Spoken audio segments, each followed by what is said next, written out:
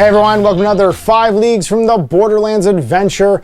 It's part 12 of Sir Dayne's company. We're closing in on having eliminated the gnawing horde from the Nine Finger Mountains, and we find ourselves with the group camped out in ancient ruins on the slopes of Widowed Peak.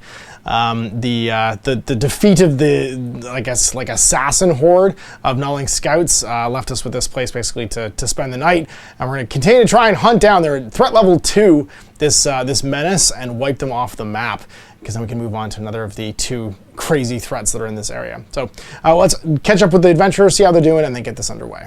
So here we are back with Sir Dayne's company. We have Sir Packard Dayne there in the male headdress, looking a little like a Scott Steiner type, you know, real Scott Steiner energy, little like hedgehog eyes. I don't know why I just decided Sir Dayne is Scott Steiner. Remember when Scott Steiner was the smaller Steiner brother? Yeah, steroids, remember.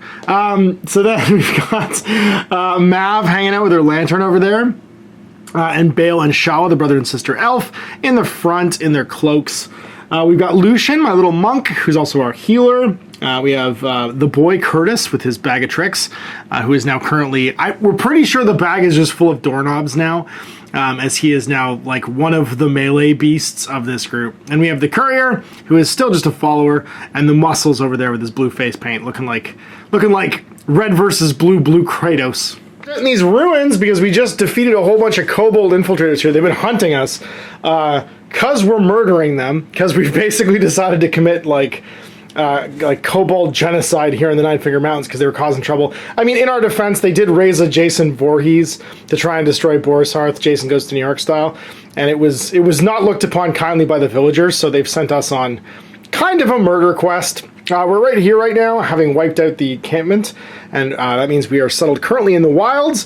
So when we roll for our events, we're going to attempt to battle the enemy threat once more, and see if we can wipe them off the face of the map. There's only 2 levels of them left. The camp events table, as we are currently in camp, we get a 78. A 78 is going to be... Rain gets into everything! Select a random character with a bow or crossbow of any type, it becomes damaged. No! So Bale and Shala. 1 to 3 Bale, 4 to 6 Shala. It's Shala. Her bow's damaged. Didn't bring an extra bow with us, unfortunately, so she is going to be unable to shoot, which is her primary job. Okay, we're sleeping in a ruin that has half a roof, so it kind of makes sense the rain got into everything. We have to decide on what our camp events are going to be. Sorry, hard times first. D3 plus 1, so 2 this round. That means we'll send Bale to go live off the land. Or we can have send Shala. Maybe that's how our bow gets damaged. We're living off the land, which means that we won't have to pay our upkeep costs. And then we need to figure out what we want to do for our other events. We'll probably just train again with Mav to get her up to a level 37. If she kills the enemy leader this time around, she'll get to 40. Got brained with a rock last time, so she's probably mad and getting ready to learn how to kill kobolds. So we cannot do any contacts as we're out in the wilds right now. Or trade, which means we're just going to outfit for adventure yet again. We're still in the wild, so we still have what's in our camp, which is our Silverleaf Delver's kits, Thief's tools, rations, a bastard sword, misty water, and 2 spring feet leaves, which we're pretty sure is just speed that we found on the kobolds. We're cooking speed out here in the mountains. So now we get to outfit for adventure. We get to go and choose our meeting engagement, which is going to be to hunt the enemy threat. And I have to roll to see what the threat's going to be. Well, D6 4, where are they? 4, near the largest settlement in the region. They're back over by Boar's Hearth. Of course they are. They slipped through the pass here while we were out in the wilderness to get back to Boar's Hearth. We have to make a travel roll. Doing 3. Returning from a raid. The scenario allows for a roll to seize the initiative. The warband gets +1 to the roll. Cool. And what's their end goal this time around? We stopped them building a camp last time too. Undermine my progress. Next campaign turn, you're unable to attempt any adventure milestones if we lose. We gotta travel back to Boar's Hearth, and that means making a traveling roll. Let's see what we get. We get a... that was a 9? No, that was a 6. 63. We are seeing something in the distance at an unexplored location to your regional map. You may opt to go there now or continue to your original destination. A gatehouse to this like thing next to the mountain over here. But we're going to keep going over to Boar's Hearth. Makes sense. Our last mission, we had to like climb to these high points to try and scout the location. So seeing that during our travels, basically as we were climbing down, maybe the clouds cleared because it was raining, and we noticed these two like little watchtowers out front of that giant cave system. But now we're back to Boar's Hearth. We're once again on the outskirts of Boar's Hearth. And we have to see what type of foe we're going to be encountering, as we are once again fighting the Gnawing Horde. So what's returning from this raid here? 97. That's not going to be good. The Ascended again. More weird magical goblins. We've already fought these, which means we're not supposed to fight them again. So it's going to be the Hatesworn. Gnawlings that are unable to resist the madness that engulfs their people may swear themselves to die in battle. They're berserkers. The intensity of the oath drives them to furious attacks. Death frenzy when slain. The Hatesworn enter a death frenzy. They immediately make a standard move if not in base contact with the foe. Then enter melee combat as normal. Ignore all wounds on the Hatesworn while they are in a death frenzy. They immediately have slain a second time, or when the third exchange has been resolved. And they all have counterattack. So they are +4 to their number, 6/3, +1 combat. No bonuses damage, but toughness 5. Armor 1 with 2 crossbows. Right, +3 of them, so there's gonna be 7. Berserker lunatics, and then the 2 throwing spears will have crossbows. I'm supposed to give them +1 to penetrate my armor, but they can't move and fire. And then it's going to be, do we have enemy leadership this time around? 27 is a sergeant. So the Berserker Sarge arrives. All right, 2d6 +8 apart, so 13, which means 17 divided by 2 will be 8, because we're gonna round down.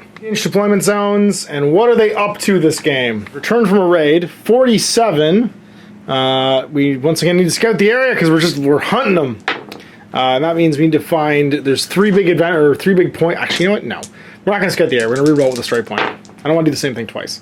63.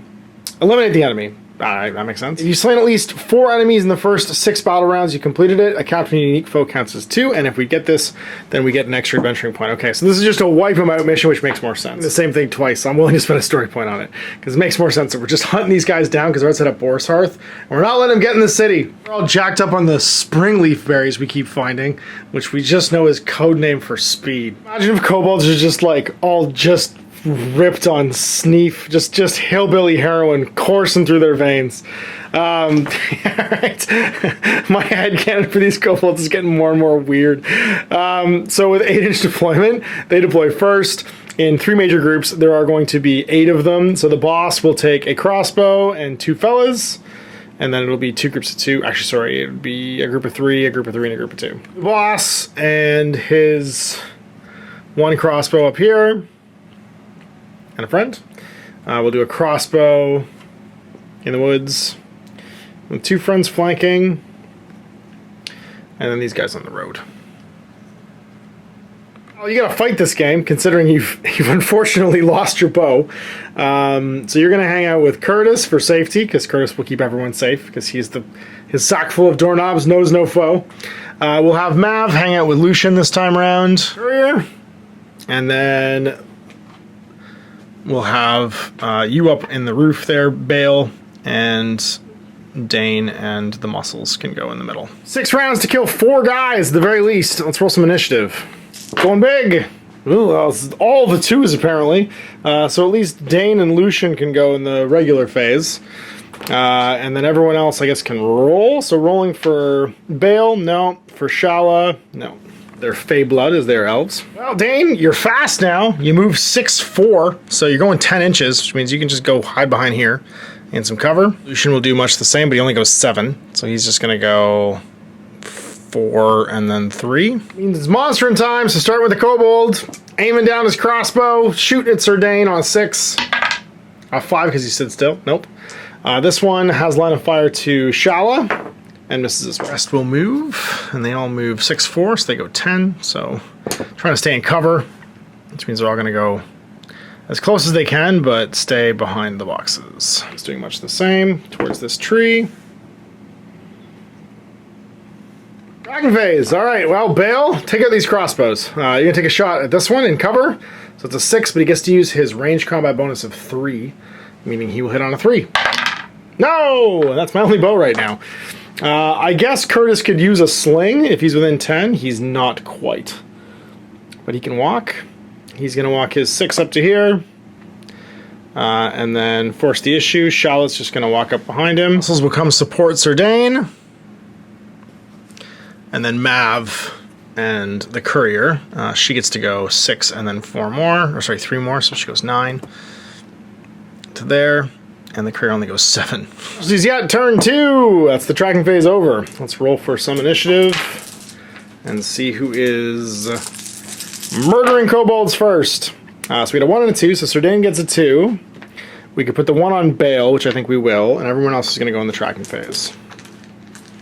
Or we can put the 1 on Curtis. We'll put the 1 on Curtis and we'll roll for Bale. For Bale? No. For Shala? No. Everyone else keeps theirs. Let's go with Sir Dayne. He's just going to get busy murdering. Walk to here, fight a kobold. With +2, because that kobold has a friend. The kobold becomes the attacker. And they tie, and the combat ends. Curtis is going to go. He's going to dive into this guy at +3 to their +2. He wins the fight, and they are armor 1, which he defeats. And they are toughness 4, which he does not defeat, so he wounds it. But they will become death frenzied if I do this, because of the sneef. Alright, shooting. This one can't move and fire, so it's going to go to cover, and then not shoot. This one will take a shot, and the closest target, which is Sir Dayne, at a +1. He hits. He does not do anything to Sir Dayne's armor, because Sir Dayne's armor is magical, and can only be defeated on a 6. He does, he just dies, which is why I gotta save story points. That's all the shooting. So closest, diving in to fight Sir Dayne. No support anymore, so just +1. But he loses and Dayne becomes the attacker. Then Dayne loses and he becomes the attacker. Then he wins the fight this time around. Does he defeat Sir Dayne's armor? He does not. Sir Dayne is driven back. And they separate. Next supposed to be over here. Fighting Curtis with a bonus. +2 to +3. Curtis becomes the attacker. Curtis hits him. Defeats his armor.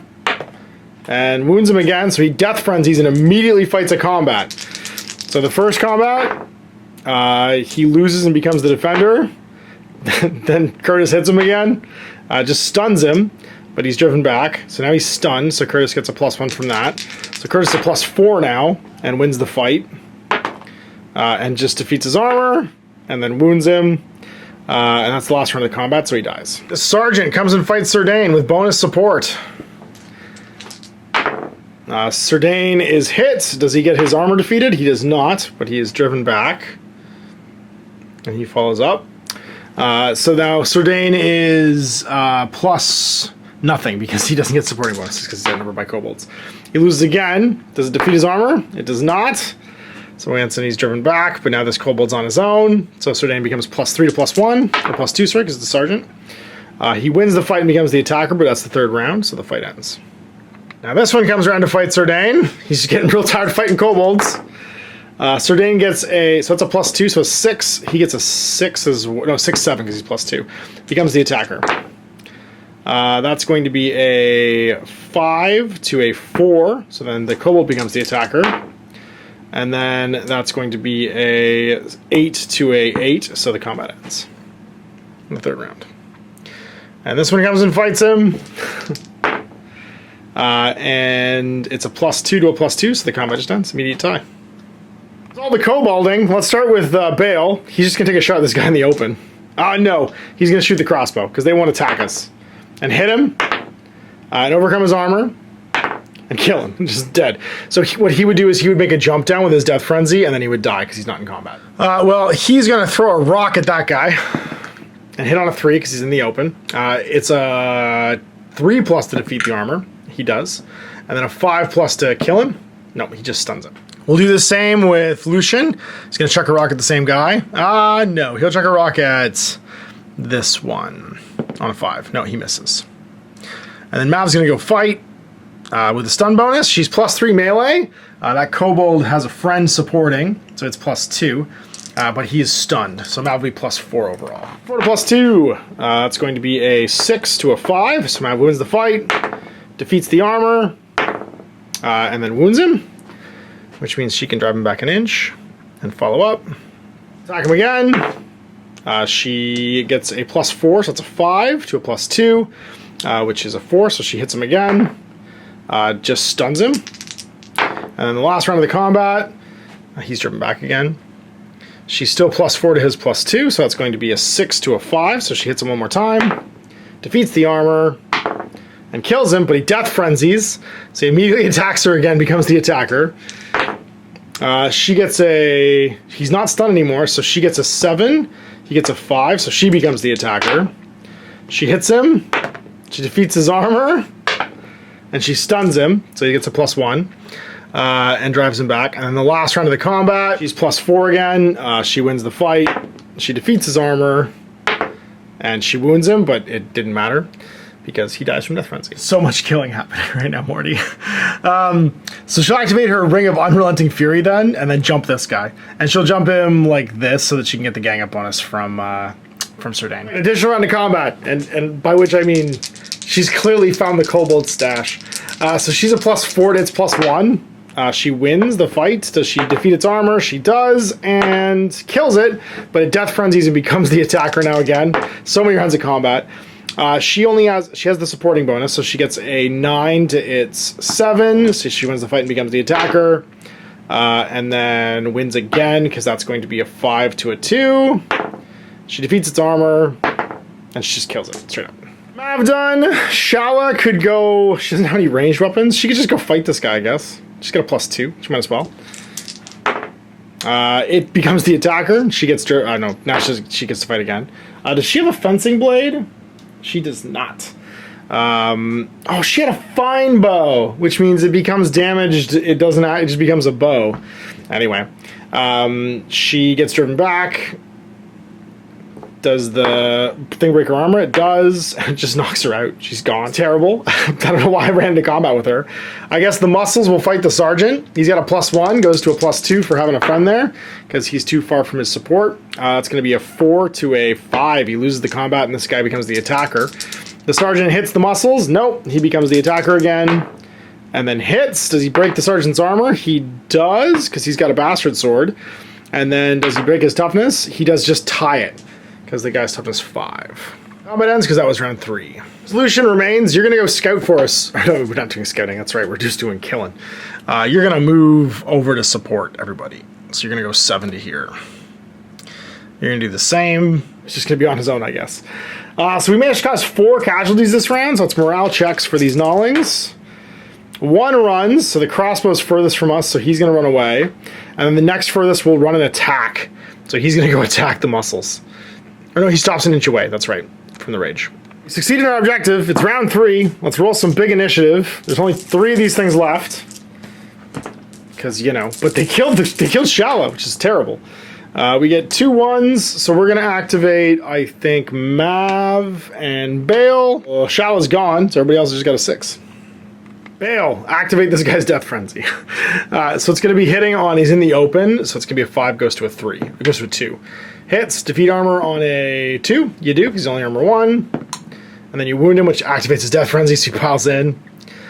He's going to fight the muscles. He'll be +3 to that guy's +1. And he wins the fight. He defeats his armor. And I think he just takes him out. It's 3, so he's gone too. We're losing dudes. And he dies because he was wounded. And no one gets the glory point for a kill. Technically you would, because you slew the enemy leader. And then I guess Mav goes and like clubs this guy at +4. She wins. She beats his armor. She wounds him. And then she drives him back and follows up. So she'll be at +3 now because she's too far from her friends. That's going to be a 4 to a 4. Combat ends. Shooters left, so they start diving in. So this one comes to fight Curtis. Curtis is +3, so it's going to be a 7 to a 5. So Curtis wins and becomes the attacker. That's going to be a 4 to a 3. So Curtis hits him, breaks his armor, and then just wounds him. Driven back and follows up. Final engagement. Curtis gets a 5 to a 5, and the combat ends. It's just the remaining warbands. So Sir Dayne will start and walk over here with Mav's support to fight this guy. He wins the fight. He's a +3 to its +1. He does not break its armor, though. So he drives it back and does it again with a +3. He hits it. He breaks its armor. And he wounds it and kills it, but it activates its Death Frenzy, so it becomes the attacker. Immediately charges back in onto Sir Dayne. Dayne wins and becomes the attacker. It wins and becomes the attacker. And then Dayne gets a 4 to a 3. So that's the 3rd round of combat. And that's the dead kobold. Curtis comes to fight this last one. He wins the fight with a +3 to a +1, so that'll be a 7 to a 5. Defeats its armor and wounds it, so it activates Death Frenzy, becomes the attacker. Gets a 4 to a 4, and the combat just ends. And that means he's dead. That's round! We cleared the meeting engagement. We lost 2 people. We lost Shala and the muscles. Now let's roll to see what happens. I don't want to lose Shala, so I'm going to save a story point for that. So for Shala, on the injury roll, 55 is a light injury. D3 injured recovery turn. So 1 recovery turn. So she's gonna chug some tonic. And for the muscles, 81, just knocked out. He's fine. Sorry, we were victorious against enemy threat. So we gained 3 adventure points, +1 for the meeting engagement because we were just doing a sweep and clear, so we get 4 total. We'll spend 6 again and reduce the threat to 1. Advancement-wise, we did have Bale advance up to level 5. He got 30 experience points this game for that captain kill, and he gets an 80 for his role. He is a non-mystical fighter, so he gets to get a combat skill increase. He's already maxed out for combat skill. He's maxed out, he gets to choose like an actual skill instead. I'll give him scouting +2. Although he did not survive without getting knocked out, we were victorious, and that means that, actually sorry, we're more than victorious. The muscles gets to take a roll and see what he gets, which is 31. Agility or toughness? We're going toughness, because that's what knocked him out this game. The question is, does the courier advance 78 gains a skill? Select a skill of your choice. No advancement for the courier, but at least he's leveled up slightly. So that does mean that Shao is going to miss the next game as she recovers in Boar's Hearth. And he, of course, is a courier, so traveling makes sense as a skill. He's just getting better at not dying and walking through the world he lives in. Field, so let's see what our like items of interest are. 53. That's going to be 53 on a, whoops. Meeting engagement is valuable goods. And what kind of valuable goods? 87. Sack of grain, worth 1. Fantastic. And then finally our loot table roll, because we did get 1 loot item. 93, an enchanted item. Kind of enchanted item, this is my favorite. 92. 92 is a magical apparatus. Oh man, what kind of magical apparatus could this be? We've got enough armor anyway. We don't have any weapons yet.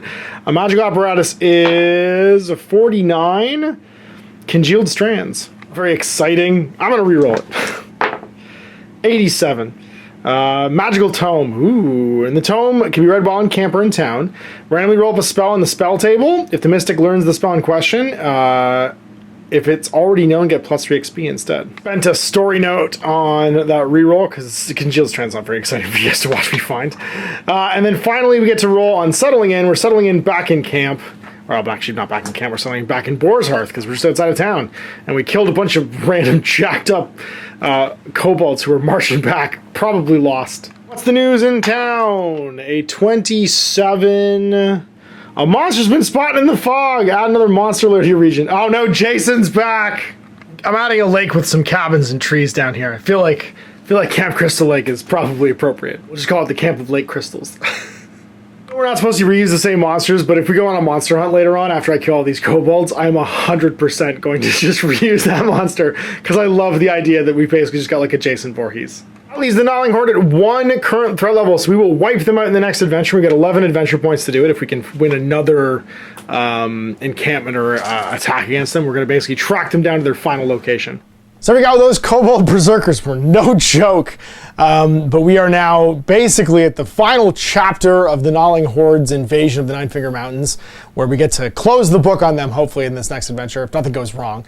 We also do discover that Lord Voorhees, the ancient knight, is not quite dead, and the Lake Crystal camp has been reopened, maybe, by unsuspecting tourists. So we'll see you for that one next week. Till then, I'm Ash. I'm Boar Gaming. Hey there, I hope you enjoyed that video. There are tons of other games already recorded for you to watch. Click over to my channel page if you haven't already, and have a look through the dozens of playlists full of videos. I guarantee you'll discover a game you haven't seen played before. I put out new videos 7 days a week, and every day is themed to a different genre as I continue to explore the wider world of gaming. Of course, none of that's possible without you, the viewer, so click a like and subscribe if you'd like to stay on top of what's happening here daily. My 2 kids and I are massively grateful to be able to have the flexibility of this job so I can always maximize my time with them. If you want to support me continue to put out this content, it's only possible because of my amazing backers on Patreon who support the studio, equipment, and model cost, as well as being how I make the bulk of my living. You can also help out by buying a t-shirt through Spreadshirt, a measuring gauge or widget from Desperate Designs, or buying one of my games and supplements like Last Days, Game of Wolves, and Blaster. As a way of showing my appreciation, patrons get early access to new games and supplements that I write throughout the course of the year. Huge thanks for watching, it really does help out, and happy gaming.